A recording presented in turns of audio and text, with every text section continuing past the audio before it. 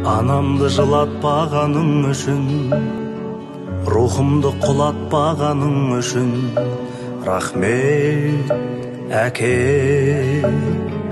Балам деп өбектегенің үшін, жамандық үйретпегенің үшін, рахмет әке.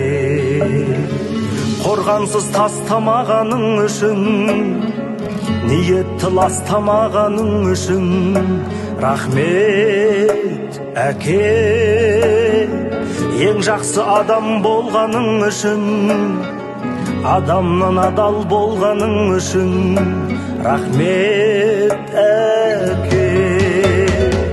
Әкең деп айтатын анам, әкем деп айтатын адам, барға да шүкір. Әкемнің раббысы болған, әлемнің раббысы болған,